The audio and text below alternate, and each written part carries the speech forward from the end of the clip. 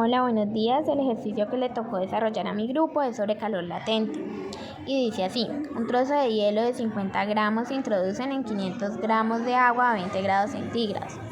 ¿Cuál es la temperatura final de equilibrio suponiendo que no hay intercambio de calor entre el sistema y el ambiente? Vamos a desarrollarlo.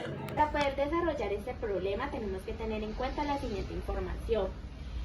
Los datos que nos los da el mismo problema, que es la masa del hielo 50 gramos, la temperatura del hielo 0 grados centígrados, la masa del agua 500 gramos, la temperatura del agua 20 grados centígrados. La incógnita es la temperatura final. La fórmula que vamos a utilizar es la siguiente. Entonces, calor específico, calor suministrado sobre la masa y la variación de la temperatura.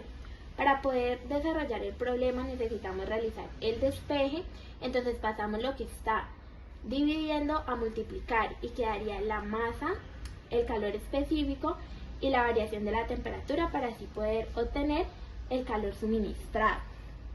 Al final de la resolución del problema les explicaremos el manejo de unidades.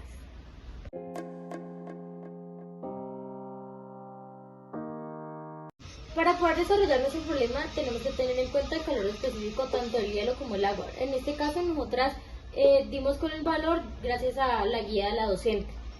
0,550 cal sobre gramos por grados centígrados es el valor del hielo y el del agua es un cal sobre gramos por grados centígrados.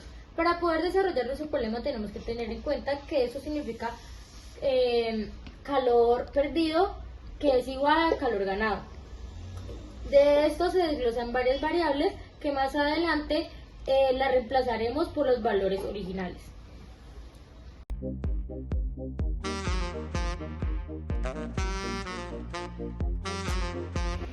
Para reemplazar nuestros valores tenemos que la masa 2 es 500 gramos por el calor específico que es un cal sobre gramo por grados centígrados, T, que es la temperatura final, menos la temperatura 2, que es 20 grados centígrados. Todo esto es igual a la masa 1, que es 50 gramos por el calor específico, que es 0,550 cal sobre gramos por grados centígrados, por la temperatura final, menos la temperatura 1, que es 0 grados centígrados. Seguimos que 500 gramos, que es la masa 2, por un cal sobre gramos por grados centígrados por la temperatura final más la masa 2 que es 500 gramos por un cal sobre gramos por grados centígrados por la temperatura 2. Todo esto es igual, hacemos lo mismo que la masa 1 por el calor específico por la temperatura final menos la masa 1 por el calor específico por la temperatura 1. Aquí en el manejo de unidades podemos ver que podemos cancelar gramos con gramos, grados centígrados con grados centígrados, lo mismo gramos con grados centígrados con grados centígrados. En la parte de abajo cancelamos gramos con gramos y el cal obviamente se puede cancelar porque acá arriba hay un cal, acá arriba hay un cal, se cancelan estos dos, acá hay uno y acá hay uno y se cancelan los dos. Ya para que acá nos dé solamente grados centígrados y grados centígrados. Aquí la masa 1, seguimos reemplazando la masa 1 que es 50 gramos por el calor específico 1 que es 0,550, ya sabemos el manejo de unidades, por la temperatura 1 que es 0 grados, más le sumamos todo lo que tiene que ver con la masa 2, el calor específico 2 y la temperatura 2.